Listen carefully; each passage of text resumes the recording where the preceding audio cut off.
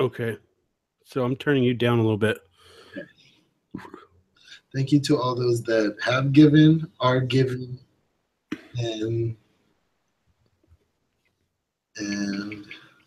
of course. Oh, I need to elevate a little bit more. Two. That would work. Here we go. You know, there's levels to this shit. Yeah. No, I don't know. I'm just making stuff up.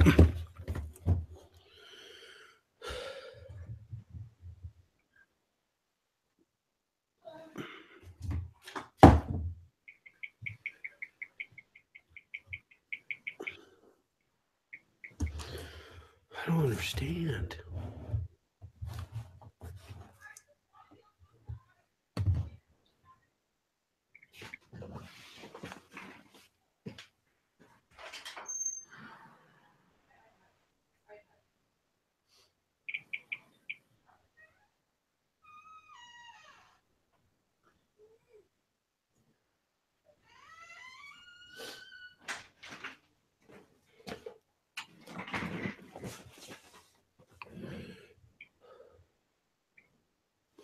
Okay, are we ready? How do I sound?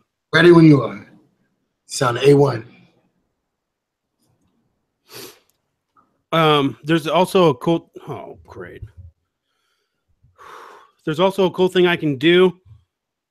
If when we're talking, I could bring up like websites and stuff and videos for us to look at, if it ever becomes relevant. Really? See, yeah. Maybe I can do a little simulcast too. Well, not a cast, but I can have multiple windows open on my computer. So I can see what you're talking about on Facebook. Be like, oh, great, here we go. So it's flashing. I'm just gonna have to start it. I can't. All right. Got to have a practice run before we go through.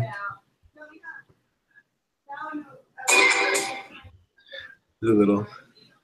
So open your eyes, let us in. We want to say Merry Christmas and Happy New Year. Yeah. It's weird when it cuts to me on my phone. You know when you try and take a video of a video of a computer screen, it has that flashing thing. It only happens when it's on me now. I'm trying to get rid of it, but being a perfectionist is just not the business tonight. Ooh, it's always annoying.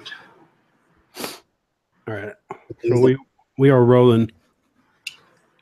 Rolling with the homies. Name that movie. Boys in the Hood. Anyways. Yeah, okay. What's happening, everybody? This is Mercury, episode 77. Can you believe that we made it this far, Kenny? Ah, man. The old gang is back. It's me and Kenny tonight. We're here to shoot the shit. Kenny, how are you feeling? Let me cover up that hairline. Ooh, I'm doing well. How about yourself? I'm doing good. Hey, I went gray. So, I mean, I went super duper gray. Still got a hairline, though. Look at mine. Ooh. I don't know. Just going, ooh. Can I trade some of... That's a big M. I take some of my gray hair. Oh, yeah. And then, I'd take a full head of like dark gray or gray hair than this line right now. I couldn't even grow. Anyways, it's great to talk to you. The old gang is back. I feel like this is a reunion of some sort. You've been busy. I've been busy. I've had different co-hosts come and go. But one thing is that stays true is that we just keep it moving. And I've made some good moves. I made some questionable moves along the way. But what can you do? Yeah, no, it happens. Right. It happens. I didn't expect you to stop once I stopped. I'm glad that you kept going. And I'm glad that for all the arguments that we get into, that we can still remain friends, because that's very important. Oh yeah. Well, that, and for the most part, like, we keep it pretty simple. So a couple of my family members are like, "Who is this guy?" I'm like, I know. I hope your mom doesn't hate me because your mom's a beautiful lady. No, my mom's like, why are you arguing with them? I'm like, you don't understand. You don't understand. And so, yeah. It's all good. So, I've been off of work for a while. The church job has halted. They've went a new direction. They're actually. What do you mean they went a new direction? They went a new direction. They turned gay on us. No, they've actually they cut a deal with Costco where they're getting donations from Kirkland. So yeah, if they donate enough stuff, then they get a huge tax write-off at the end of the year. So basically, this church is just washing money for the fucking Costco right now. Oh shit. Damn, I wonder if they can even hear you. I'm sure they can. Oh wait, it's on your camera. It's in the cup now. If anyone that's watching, can you hear Kenny? If you can comment that you can hear Kenny, that would be awesome. Can you hear me? Can you hear me now? Can you hear him now? Can you hear me now? It's all right. I think so because it will probably bounce off the phone into the cup. But anyways, yeah, I got that trick shot. It's called echo location. Okay, Jervon, my man. Thank you.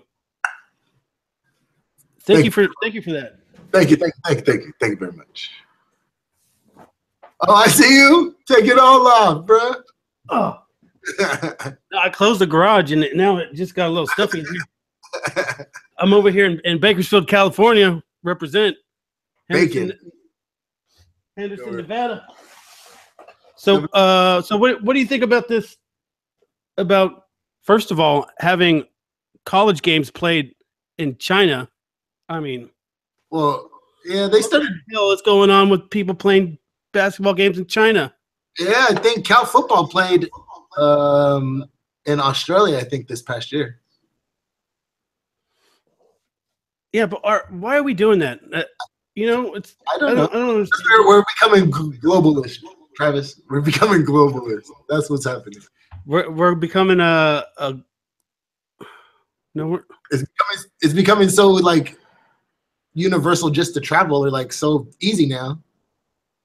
That right. That's going to be the natural progression. Once we get this hyperloop going, oh man, are you kidding me?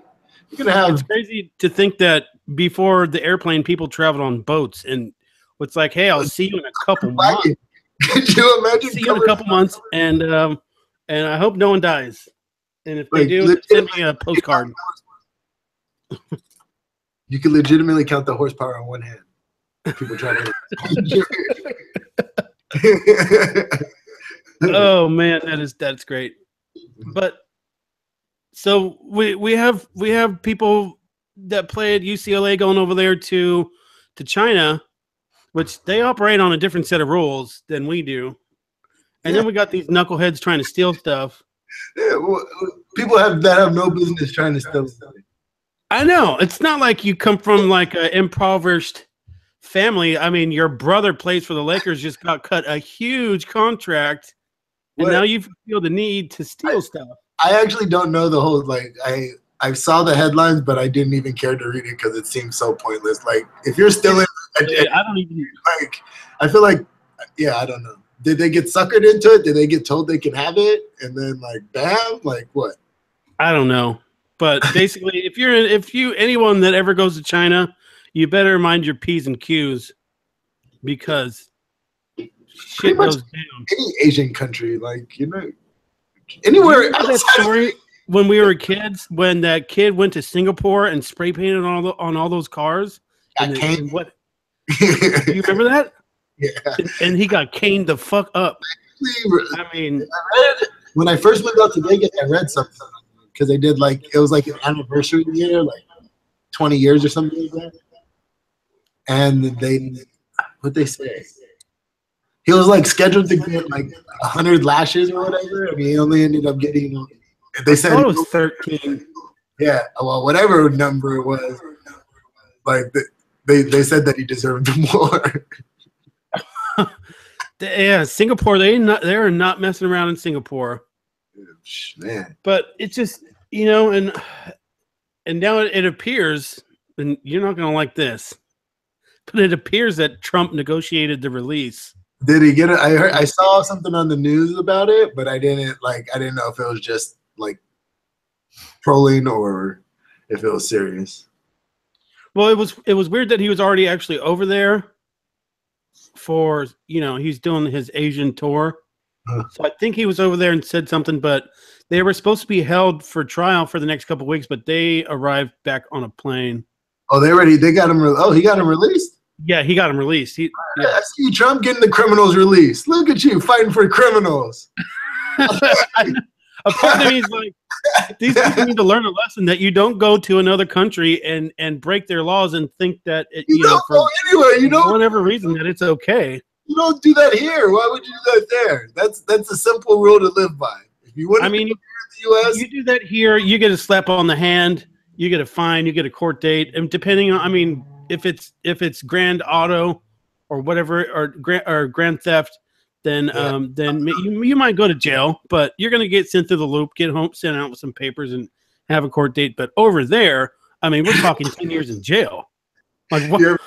You know the coaches had to talk with them. Like, look, okay, we are not in America. We're gonna play by a different set of rules, and the youngster and just being young, and the fucking youth of today, it just drives me up the goddamn wall. They are so entitled and depressed. Yeah. They for sure, before they left, they for sure had like someone come in and talk to them from like a traveling person or whatnot, like tell them the do's and don'ts of China. Yeah. So, okay, look. Anytime we would travel for bowl games or going to I don't know, a specific city where there might be trouble, they would always have like somebody there to either before we left or whatnot to like talk to the team. That's true. That's true. And so maybe some of this is on the coaches or whatever. Like, no. That's not what I was getting. There's no chaperone or something. I'm not saying it's on the coach, but they should have been. Someone should have had an eye on him. Come on. Know. But, I don't know how the story went either. But I'm not a big ball family. What's it called? Fan. So you're not balling out of control. Nah, I'm not balling out of control. From what I understand, he's doing it's his first year in the league, so it takes a little. I actually don't have a problem with him. I have more so just how annoying his pops is. Like, yeah, he's a good father, and yeah, but he doesn't have to be so annoying and obnoxious. That's my biggest thing. Yeah, that's kind of his deal, though. That's. It's marketing. Don't get me wrong; it's genius, but. I wouldn't want to hang out with him. I wouldn't want to go to the bar and grab a beer with him. Oh man, it would be his kid all day long. We'd be watching his kid on the TV, and he'd be showing us pictures. You couldn't get away from it. But anyways, anything going on with you? I hear business is a little bit slow for you. Yeah, business is kind of slow, but I got I'm doing a little shoot-a-palooza or shoot-a-thon. Thursday and Friday, I'm going to be shooting from 3 in the afternoon to about noon the next day. There you go. And so just trying to get as many people scheduled as possible in that time. So if anybody listening in the Vegas area need headshots or boudoir shots or any kind of promo shots, hit me up. Yeah. So that's Thursday and Friday. And then I actually just launched, or the company, Moist Day Club, just launched its yearly fundraiser. And this year it's warm meals and warm fills. So basically I'm looking for either if you're looking for monetary donations, which would be going to help feed the hungry. And then also clothing donations, new and old warm clothes, winter clothing, and then also hygiene products, new hygiene products. So toothbrushes, toothpaste, underarm deodorant, women's products. Where can we send? Can we send stuff? Yeah, I actually right now I have 2 places you can send it. You can either send it to my place, or you can send it directly to the charity that I've partnered with, which is Projects for Humanity, and they're just a local charity that I've done photos for in the past, and they have soup kitchen, or not soup kitchen, but a food bank that they run. And Well, that's interesting. Yeah, the food. yeah, that came up in the chat earlier. Yeah, they. I when I went out and did every Monday they go out. They have a network of people that go out and feed the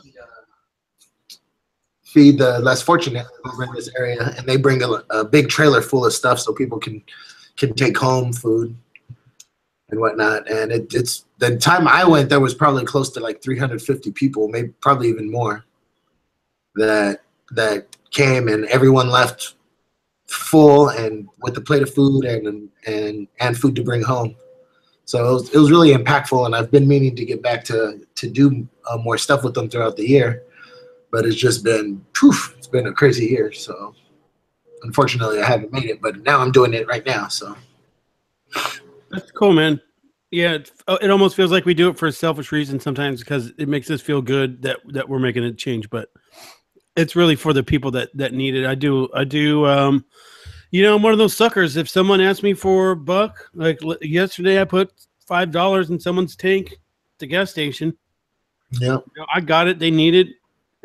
I can't really. Yeah, I kind of agree in that situation. Well, I think more so I give more so in that situation out of selfish reasons, like. And I mean, I guess since I'm giving, the person receiving doesn't think of it as selfish, but it's just more of a like, oh yeah, I got it here, like kind of. Right. Like I feel your pain, but like you don't ask me. I have stuff that for donation too. Oh, awesome. So maybe I'll ship something out to you. A lot of old women's leggings, not old, but no, perfect. That's perfect. Some of the ones that maybe they have like a small defect in them, like a hole or something that my wife sells. We have a ton of them now. I mean, no, yeah, that's perfect. Boxes behind me. I have women's clothes throughout my whole entire house.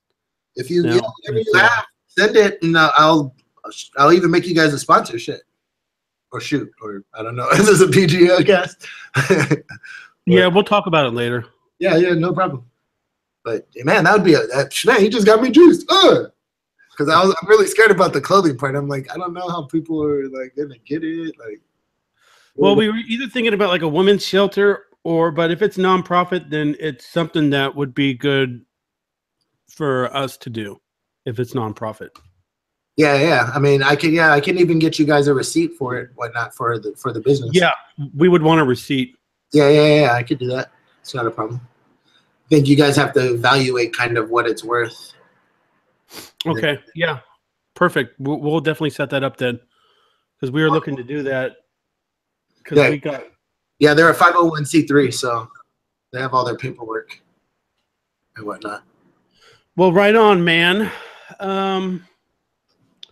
Going back into some other fun subjects. Colin Kaepernick got GQ Man of the Year. Hey. Ooh. I really want to know what you got to do to like get that. They're missing somebody. They're missing your boy, yo. Yeah. I don't know. It's definitely a GQ has definitely their finger on the pulse of the political climate right now, and I think that's the only. I mean, there's got to be some other people out there that could have deserved Man of the Year. Well, I mean, it also depends on what they're going for. Like, whether you agree with the statement or not, it was highly political, and I can't really think of an athlete doing it since Muhammad Ali. Now, I'm not saying he's Muhammad Ali, because he wasn't the greatest ever to give up his sport. But I mean, you can't honestly look at what's going on right now and say that it's not like he's not employed because he hasn't been blackballed in some way.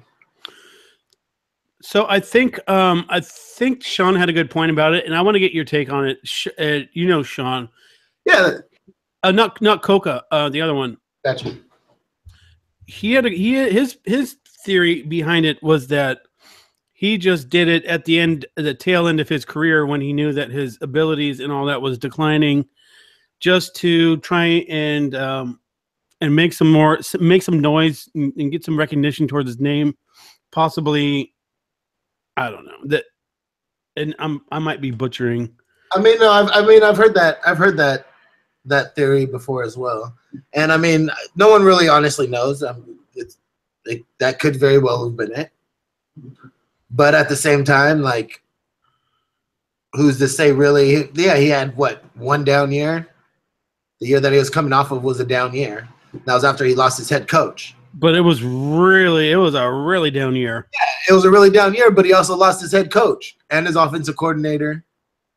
That's true. But I thought he didn't even like that dude. Yeah, but whatever it was, his offense definitely was working. I thought, and it was Harbaugh. Yeah. So, but I thought he had basically, like what they said, had lost the locker room per se. I don't see how they just went to the Super Bowl. But I mean, that could have been it as well. I don't know. I know Hardball and the owners bumped heads, is what it was. That's why they let him go, because Hardball wanted more money or something. So how do you feel about it? You kind of know how I feel, and I'll give my little spiel on it. I don't know if you saw the post earlier today. I said how I felt, and we don't have to get into all of it, but do you agree with his decision to kneel and the consequences and everything that's happened afterward? I mean, I don't really have a judgment on his decision to kneel. Like, that was his own stance. Like, you know what I mean? Like, he felt he saw something wrong and decided to do it. And from my understanding, it was because he recently took up another religion. I believe. I'm not entirely sure if that's correct, or started dating someone, his girlfriend. He started dating that extreme. Extreme. She's pretty extreme. Not she extreme. Baltimore Ravens owner racist. Okay, I mean, how is that extreme? That's not extreme. That might be vulgar. Because your boyfriend just got hired by the company. Yeah, and to do something like that is extreme. Right, but that doesn't make her an extremist. I don't. People that do extreme stuff seem kind of extreme to me. Oh, you say some extreme stuff. Does that make you an extremist? I might be. I don't know. No, but with him, he saw something wrong and he did it. And what you also have to kind of understand is that he wasn't doing it like, hey, look at me. Like, he did it honestly. He was originally sitting on the bench. Yeah, I think he did something ahead of time and then it went unnoticed. Just sitting on the bench, and someone up in the telecast booth noticed, and then they went back and looked at film and they noticed that he had done it the 2 games before as well. And then they asked him, and he said what it was. Well, then, but what often doesn't get relayed is the fact that he was sitting on the bench before. The reason he started taking a knee was because he talked to a soldier, a veteran, that recommended him taking the knee. A veteran actually told him, look, man, I understand you're protesting, but is there something else? Could you take a knee instead of just sitting on the bench? Because just sitting down is kind of disrespectful. It feels disrespectful.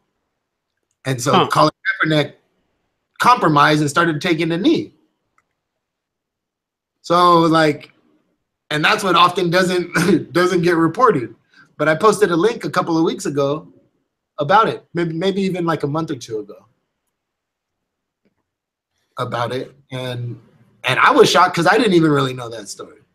But the guy was it showed interviews. It showed him, and it showed like flashbacks of him and Kaepernick like talking and like pictures of him, and he was like, yeah, like that's why he started to take a knee. Okay, and that is it's a popular theme. That's what's going on with Black Lives Matter and stuff like that. Kind of just gonna tread lightly.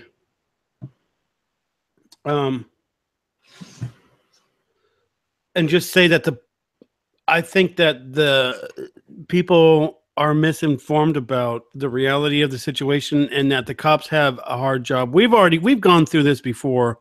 I think ad nauseum. We were starting right when we were starting Mercury's cast. It was like we.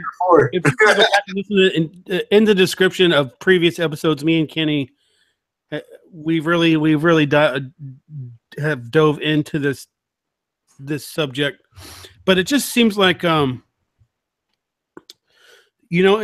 being a police officer is a thankless job, and it's probably the most undesirable job in the world, and it's the most thankless job. You're never rewarded for anything that you do right, and only the bad ones get noticed, and I think they kind of get a bad rap. I mean, I wouldn't want to. I don't know, and who's really qualified for that job? I mean, if we're gonna be, who the hell has the qualifications to meet a job like that would actually want to do it? Well, yeah, it's kind of like that old saying from Mike Tyson, like everyone has a strategy or game plan until you get hit in the mouth.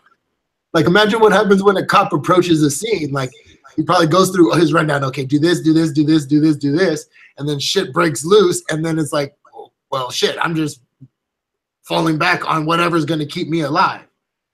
Now, what up, KO? One reason I'm not a cop is because I personally wouldn't want to be put in a situation where I have to be the judge, jury, and what's it called, executioner of somebody.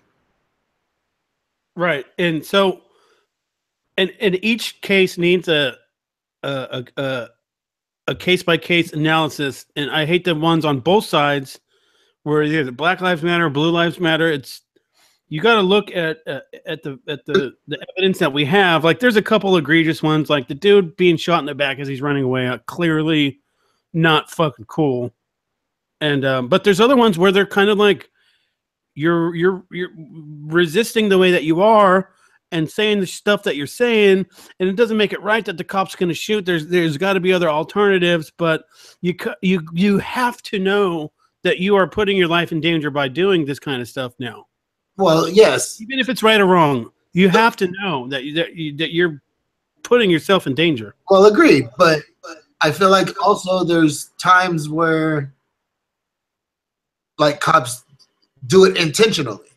Like I mean, the Eric Gardner case was pretty bad too. Right, but I'm not even necessarily talking. I'm not even necessarily talking about that. But I mean, that's a great example. But like, what happens in any case where a cop goes and gets you and like has your arm behind their back and like they lift your arm up higher than it's supposed to be, and you have to resist a little bit because your arm doesn't go that far, and then they're stop resisting. You're like, bro, like I can't go any further. My arm doesn't go any further. That's not resisting. That's like my body saying stop. Yeah, and sometimes it's a natural instinct to be like, someone's trying to push you this way, where you're like, shit, I got to push back a little bit. That, you know, it's natural body anatomy and like physics that sometimes comes into play, and they're so aggressive, which I mean they kind of have to be, so they know people ain't messing around.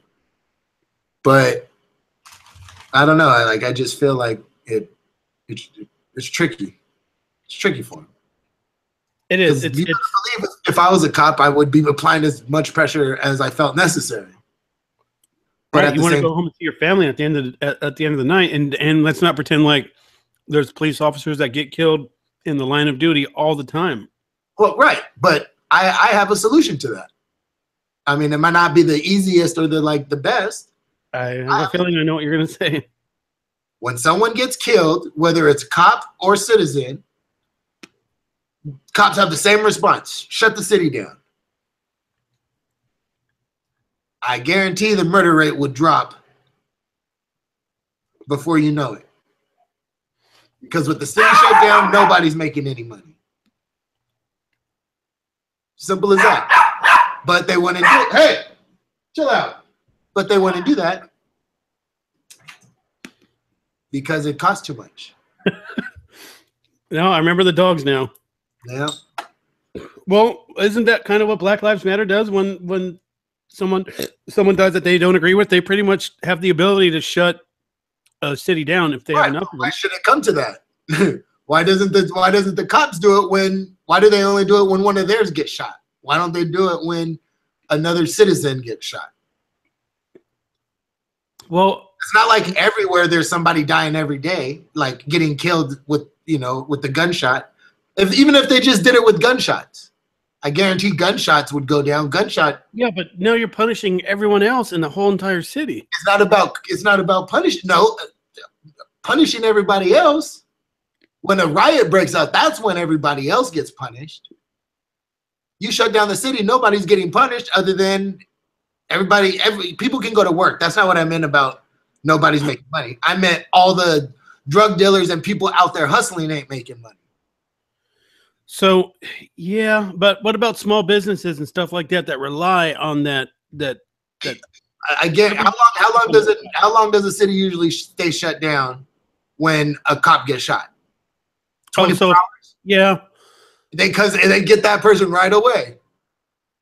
Same thing. I guarantee there will be somebody getting snitched out. Yep. Which is fair. I mean, it's fair that whoever kills a cop needs to be. We need to find out who that is, and whoever kills anybody. So Chicago would never function ever again. There wouldn't be any killings in Chicago. there might be a killing a day, but then guess what? I think there have been like something so crazy amount of like 2,700 people that have been shot in Chicago alone already.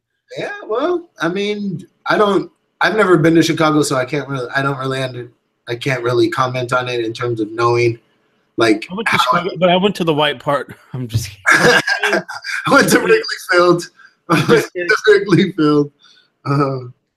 No, it was a great time, but it was also like 10 years ago almost. Yeah. It was when I first met my wife when she was a flight attendant. Oh, damn. Yeah, it was a free trip. And actually, so I always fly standby with her because that's how it works when you know a flight attendant. Like, yeah. Get that. And I think I told you the story before, but I stayed. She had to go work, and I didn't get on her flight, and I didn't get on the next one. I went over in Chicago, and she's like, "Don't leave the airport." It's like, I was like, oh, "Of course, baby, I'm not going to leave the airport." As soon as she gets on the flight, I'm like, "Taxi." Taxi. I almost got arrested, but anyways. You know, they frown on drinking beer on the curb, I guess. I'm not going to stay at the airport and spend $20 a beer, but anyways, I don't know, that city is a scary look at in America right now. I don't know what the cause is. I'm not going to try and say that this or that is the cause or that there's a solution to it. Because there isn't. It's just really the really dark part of American history right now. That and there's just no jobs in Chicago. Well, I can't say there's no jobs. Again, I haven't been there. But usually what happens with gun violence is there's not at least enough desirable jobs in the community to get the youth to aspire to become anything. Right. Okay. So one thing I will say about Chicago, I haven't been there, and can I just say that I hate when people they start their sentence with, well, since I was a political science major, or since I was an economics major in college, let me tell you how it really is. Let's start arguments with that. It's like, just fucking get over yourself. Sure. But They're basically saying no matter what you say, they don't care because they already. Oh yeah, it's irrelevant because that just drives me up the wall. Anyways, I will say this about Chicago is that you know how big the county of LA is? Like it has a big county, but downtown LA is pretty centered in the amount of big buildings that are there. It almost seems to me like, and I could be wrong, that all of Chicago is like the size of LA County, but with all of the big buildings. Like it's as big buildings as far as the eye can see, not skyscrapers, but just tall ass buildings. Where LA is kind of spread out. So not quite New York, but on that scale. No, I would say more buildings than New York because New York has a lot of tall buildings in a small area. Right, they have a lot of skyscrapers in a small. Yes. So it'd be like LA, but the density of New York. Yes, yeah, and I don't know whether that means anything or not, but and then there's south side of Chicago. We actually have a friend of the podcast who lives in Chicago. His name's Darian. He's the newest addition to the group. I hope he doesn't screw it up. They're winning. You guys are all winners in the group so far. We're all winners. The ones that remained. You know, it's just like I just that particular conversation was not going anywhere positive, not anywhere constructive.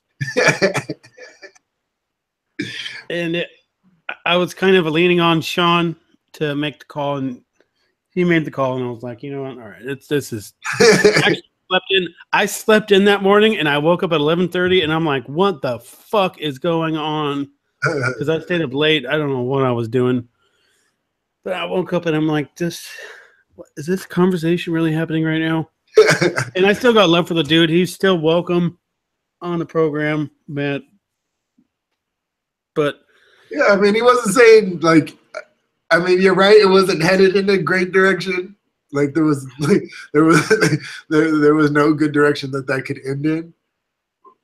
Yeah, but it's not like we're going to be like, okay, California. We all agree California should succeed. It just was going to be like, it was going to end at an awkward stance, and you know that's not. The group has always been like a really kind of playful place. You know, I feel like the chat has been playful. Right. For the most part. Right. No, can we talk about hypotheticals though? Okay. That whole idea of California seceding or like any state seceding or or even there being like a hypothetical, I don't even know if it's a bad topic to talk on or taboo topic to talk on. But what did you just say right now? Well, tackle. I was talking too fast. My bad. I said taboo. I don't know. I don't even know if it's a taboo topic to taboo topic to tackle. There you go. Yeah, but like, gotta write that one down. Every so often, I like see people talk about Democrats or liberals don't want none of the conservatives or whatnot because they have all their guns, and I'm like, really? Like, could you even imagine like having to go to war with your next door neighbor? Or like how does that even work? Like if civil war was to break out here, could you honestly turn your gun on a fellow citizen just because governing politics? I think there are a lot of people that would. Well, yeah, I'm not doubting that there would be a lot of people, but like, what happens to the central Democrat or the central conservative, like John Kasich, for instance? Like, what would he do? What would he do? Would he fight? And what side would be technically America? Whoever's in the presidency at that time? Is that how it worked? Was that how it would work? So I have thoughts about this.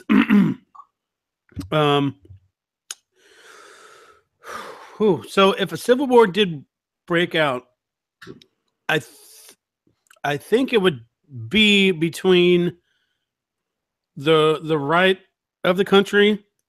So it would be like whoever is not Antifa, and then whoever's on Antifa's side. So it'd be like Steve Bannon and over. It would be like white people versus everyone else. And then how the government fits into this, I don't really fucking know at all. That's what I'm saying. Like how does that honestly even go down? Like, but that's what's scary to me. And like the whole Charlottesville thing, the amount of media attention that thing got, like, yes, we need to know that there's those kind of people out there. But even still, I mean, Charlottesville is brought up more than the Las Vegas shooting. Charlottesville is still, and that's another thing I want to talk to you about being in Nevada, but we'll just bookmark that. Oh yeah, we can do that. It's yes, it's important to know that these people exist, but should it be the punchline of everything that is either conservative or Republican, in which I would like to say that I'm not a Republican, and I would say I'm kind of a conservative libertarian. But then again, these names these labels that we all have, like, I'm an anarcho-capitalist, I'm an I'm Antifa. Yeah. And like these labels are getting pretty dangerous. Well, I agree. But so I was a little bit worried about that stuff, but it seems like the Antifa crowd has kind of calmed down a little bit. They're not so coming out such guns ablazing anymore. Well, I like that. I agree with that, but I don't ever think they were ever coming out guns ablazing. No, they have a clear agenda for violence. They might have. No, I'm not saying that they're not violent or non-violent, or they don't believe in non-violence, but they're not using guns. For one, like, well, I mean, the Texas shooter, I've seen a lot of stuff on that guy that who might have been. He's not claiming Antifa. Even if he was clinically diagnosed crazy. Like, even if he was Antifa, it wasn't because he probably honestly thought if he was in his right mind, would think along those lines. I could be wrong, but then but again, there was nothing that said that he was a liberal or anything along those lines. And if you really even think about it, like, I mean, I guess I don't know. I don't see how Antifa or socialism in general gets really placed upon liberals. Like, it's not really a liberal ideology. Right. There's a difference. A lot of people don't know that. Yeah. And so, like, it's just like, I don't know. To me, I can get down with classic liberalism. I can get down with that. I can't get down with the far left. Right. I don't think most people, and that's why, our country doesn't usually elect far left people. But do you think Bernie's one of those far left people? No, I don't think so. I don't think, like, when I used to think far left, Bernie Sanders, the people that I would be afraid of coming to power in a socialist type manner would be somebody young, because somebody young would could potentially try to hold on to power as long as possible. Someone old like Bernie Sanders got. Well, Tatiana, I like your hair. Your hair looked good today, by the way. My hair? No, Tatiana. I'm looking at the Facebook feed. You can't see it. I'm sorry. Gotcha.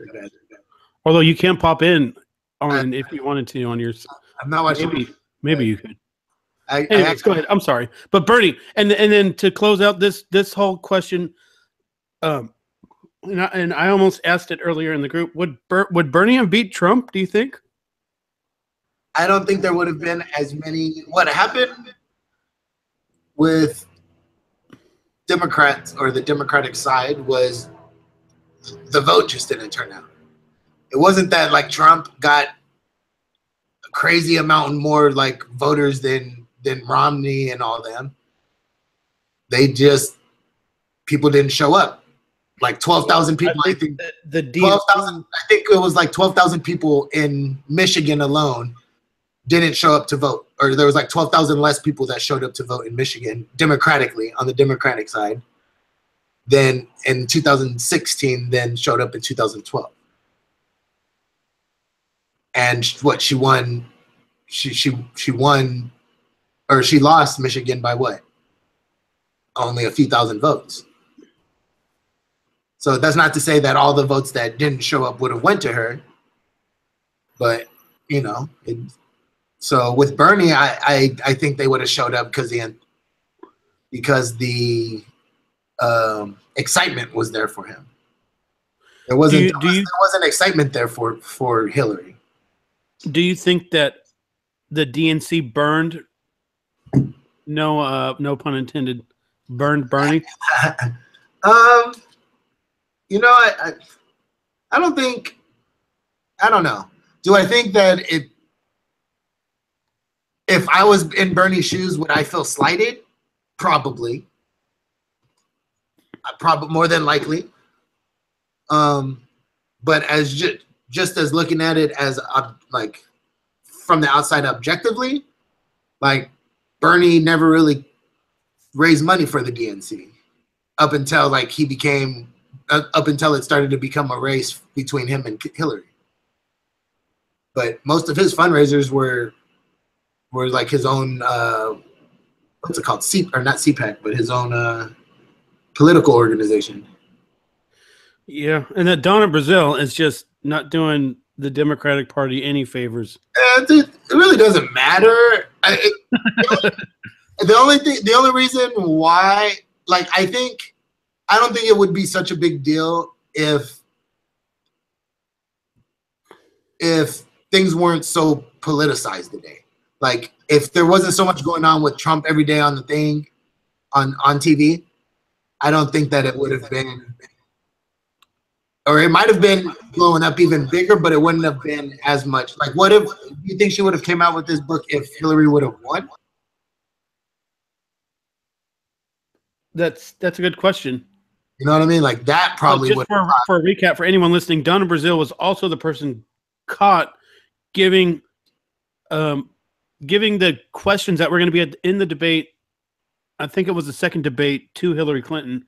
She saw the questions from CNN, and I think that proof that was true. Undisputed. I heard that was proven. I mean, I don't know. I didn't really read much into it because I was getting into politics at that point. We were doing the podcast at the time. Right. Maybe I think we were right, but kind of covered all this stuff. If you want to go back. No, we did. I remember talking about it, but I didn't read I didn't care to click on CNN's topic on it, or you know what I mean? Like, it wasn't. And I'm a little confused because now all CNN and MSNBC is politics 24/7. Did they ever do anything at like 20 years ago? Was CNN just 24/7 presidential? Well, CNN was the first a 24-hour newscast program. So they were the first ones that laid out the template for it. And then Fox News came in with Roger Ailes, and Roger Ailes used to work for what's it called? Nixon back in the day. He was Nixon's like TV manager, whatever, PR person. And then after he got involved with Nixon, he got into television and all that stuff, and then got the opportunity over at Fox. But what's going on with CNN right now, CNN and MSNBC, they've always been pretty politically polycentric. Polycentric. Yeah, polycentric, I guess. Whatever. I don't know. It sounded good. Sounded good though. Politically centric shows, but I mean, I think their original thing was just supposed to be basic news, but now like politics is pretty much taking over basic news. I just invited Sean Koga. Hey, yeah, invite that fool. I need to talk to him. No, it's because when people Facebook has this new thing. I don't know how long it's been there, but Facebook Live, it says anyone that joins, you want to add them to. Do you want to add their camera to the broadcast? Yeah. I don't know how it's going to work if it does, but yeah. Well, either way, I found a combination where it's not flashing anymore, where the computer screen's not flashing. Yeah. But I'm like, wait, I'm like, my top of my head's cut out. He probably doesn't want. He's probably doing something else, sitting there next to his wife or something. He sees that I'm on it. And you ain't gonna say nothing. Back to me on my screenplay, and I keep asking him. That would be good though to get the whole gang back. Those were some fun times. Yeah. Those were some good times. Travis blew your cover, Sean. I see you. Damn it. It's all good, man. No, I know. I'm just messing with him. I asked him. I told him when he has time in his free time, but he could at least give me a critique. I would any time of the day. I would want to talk with Sean. Yeah, no, I respect. Anyways, so Bernie Sanders has a hit out on Hillary Clinton now, and got an El Chapo hit, huh? You got that El Chapo hit. He's gonna suffocate her with a bowl of pudding. No, they got syrup up in Vermont. Okay. Maple trees. But yeah, this, the whole Donna Brazil thing I thought was interesting. Yeah, I don't know. It's something different, I guess. Talk about that. What was the bookmark thing? Oh, the Las Vegas shooting. Since you're there, I think we are running 45 minutes right now, maybe. Yeah, we're right around. Can anyone on the live stream say how long we've been live for? That would help me out a little bit because I can not tell. Mercury. So the Vegas shooting. Okay, just quick, simple question. Uh-huh. Do you think the story that we are given is actually what happened, or is there more to the story, in your opinion? I think there's more to the story, but I think the general storyline is correct. He acted alone? Yeah, I don't believe that. And again, I haven't seen anything more than anybody else. So, I know. I'm just trying to. I don't. Hold on. You do live in Nevada, so that gives you like some. Okay, crazy. I'll say this. Other info that you should have. I don't believe there was any shooter street level. I don't believe that there was any other shooters in any other hotel. Have they been talking about making policy because of this shooting? I think immediately after the shooting, they started trying to do like bag checks at the hotels, but I think they kind of realized how logistically impossible that is. Yeah, a lot of people were saying they're going to put in metal detectors and. Well, metal detectors that's even like what that don't make no sense. I guess they could do it right at registration when you're waiting, like right before you go, when you're waiting to go up to a window. I guess that very last spot could be a metal detector. But that wouldn't have stopped this dude. This dude was given like the VIP elevator, exclusive elevators where he was like able to bring his stuff up. Really? And what's it called? And he was there for like a week beforehand. He could have brought up one bag at a time. Yeah, especially not raise kind of suspicion. Being that old. I don't. You know what? I mean, I'm kind of like. I don't think he acted alone. I think something else is there. I'm not sure what. Okay, and we've all kind of just forgotten about it. When you say acted alone, do you think somebody else was there shooting, or do you think somebody else helped them plan it? Because that's two totally different things. I think somebody could have possibly, if someone didn't help them plan it, somebody else knew. I'm not saying he's just a fall guy. No, I mean that's. I don't know. I mean, we can speculate all we want. We don't know, but logically, to me. I don't know, to do all that and then to kill yourself, and it just does not seem like somebody that old and that whatever can pull that off by himself. I would agree. The further we get away from the incident, the whole killing himself part, like I don't really understand that part. Like that part to me is kind of weird. But at the same time, is like you probably want to go to jail. Like I don't know. And no clear motive. Gambling debts. I mean, come on. Or he's pissed off at the world because he lost his fortune gambling. When I mean, by all accounts, he still had money. He had enough money to buy the goddamn guns. But I don't think. Maybe he was just tired of living. Like he had done everything he wanted to do. So the last thing he wanted to do is kill 50 people. Go out in a blaze of glory. I wouldn't call that a blaze of glory, sir. You know what I mean, anybody who goes out in a blaze of glory isn't necessarily a blaze of glory. Yeah, I guess that's that's a term that we need to just omit from the English language. Yeah, probably. But, I mean, I guess that could also go back to our fascination with guns, cowboys and Indians. Bang, bang, bang, pew, pew, pew.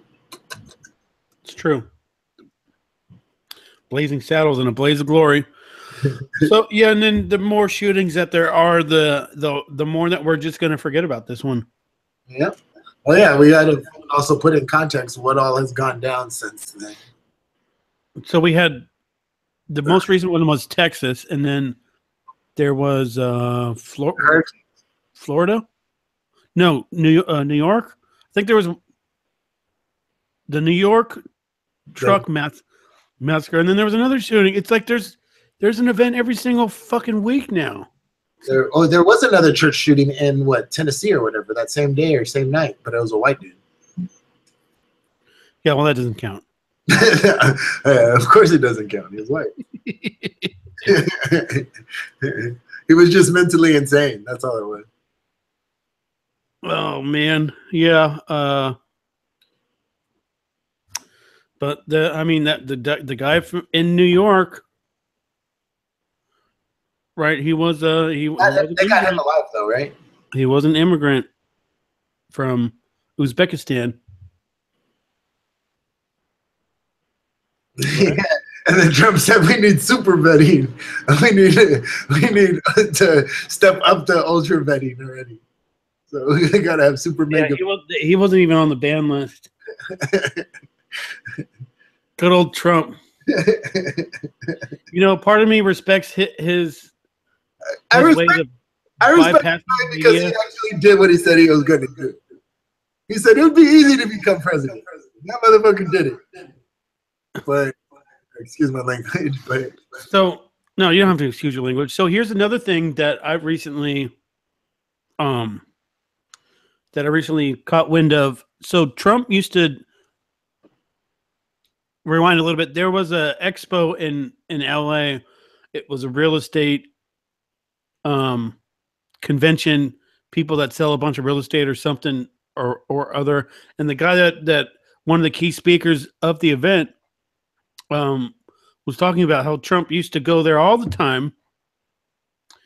And that's where he got his chops for the speeches in the campaign trail, because he would just go there and he would only supposed to be scheduled to speak for like 15 minutes. And then he'd go for an hour and just lighten the whole crowd up. Just like, yeah, he just knew what to say to get the crowd like behind him, and that's I feel like that's kind of what he did during the campaign. Like wherever he would go, obviously he's not going to get that response in like Atlanta or whatever. But where he would go, he would get the crowds. He knew what to say to get the crowd behind him. How disingenuous is that though? That's basically saying he didn't believe what he was saying.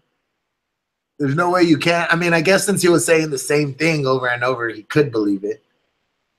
But I mean, let's say Chicago didn't shut him down, right?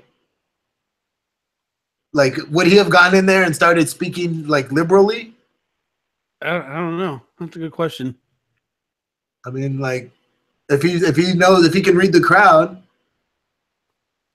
But I mean, traditionally, he was a liberal to begin with. He wasn't. He hasn't been a conservative. That's why he. Sorry, I'm super loud. That's why he contradicts himself so much with like policies, because he's getting spoon-fed the Republican policies, and as he's up there like just going off top, he ends up saying something liberal that he believes, and it ends up messing up the whole policy. Look what he did with healthcare. It was like, oh yeah, this is a great policy. He only gave a few basic topics, and then he had to go after he was done explaining. He's like, yeah, we're going to give healthcare to everybody. Everybody's going to have healthcare. No, we can't. There's no way we can afford that. But I'm saying, like, that's what he said. Yeah. Like, a lot of his original thoughts end up, or if he thought out other than taxes, all of his other policies would be liberal. But like you said, I haven't looked into the tax policy thing. I've heard mixed stuff on it from both sides. Right. There's some people on the right that don't like it.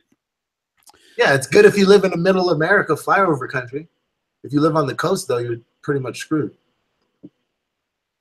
We might have to get into that one another time. Right. I think we're right about at that time now.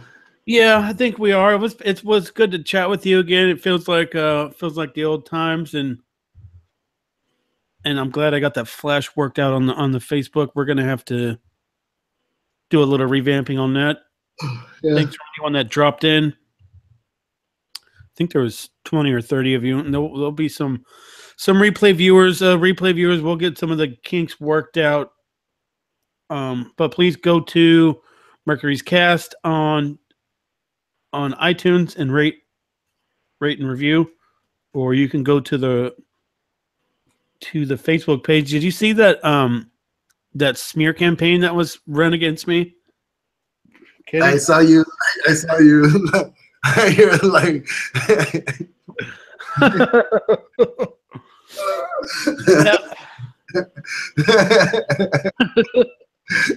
like, it ended up being a good thing. My star rating all the way down. I don't know what to do. Yeah, that was great. Yeah, somebody, I don't know. Somebody didn't want to take me seriously, and then I made them take me seriously on a Facebook thread, which probably wasn't the thing to do. And then she got all her friends to go to the podcast page and rate a 1 or a 0. I think it's the 1 is the lowest you can go. Yeah, she got the beehive on you, huh? Yeah, but in turn, I was like, look, guys, I have a smear campaign run against me. I finally need you guys to go over to this page and click 5 stars. Please and in turn, it. I got so many reviews. That's a good one. Anyways, it was great to talk to you. Moist Day Club, go check them out. Yeah. The donation. How could we what's up, Brandon? How could we get more word out about your if you guys could just share I'll share the flyer to the Mercury page, and then you guys can just share it and spread the word. Really, spreading the word is free, so just doesn't require anything but maybe 30 seconds of your time. Right on, man. I can't say that I'm surprised that you're doing that, because you always got the right intentions and a good, clean heart and all that. Thank you, appreciate it. Anyways, let's do it again soon. I know that it's been on kind of a break. Holidays are coming up. Could be a little bit more tricky. I actually have another idea for a new podcast that I'm not ready to unroll yet. Maybe we could work it into this one. No, it would be a brand new one. I'll let you know about it. 76 was a good number. 77. Oh, 77, my bad. No, I think this one would be either for like what we did tonight, or if I get like a good interview. Like I've gotten a couple of pretty, I'd say, higher caliber. I mean, higher than me. Oh, thanks. Yeah. I mean, no offense. But I mean, you haven't had a viral video with the 100 with a million views on it. I'm sorry. Man, who is he? Not yet, at least. Yeah, that's true. Am I right or am I right or am I right? You're right. I've reached a couple of thousand though. Really? Yeah, and a couple of my YouTube videos. Like, right. Okay. Anyways, we're out of here. Probably next week, if not the following week, we'll do something. And yeah, that's it for next week. You know what? We're gonna bring it back, and I'm gonna tell everyone to step their game up. Woo-hoo. Step it up. Step the game up. One time for the hustlers.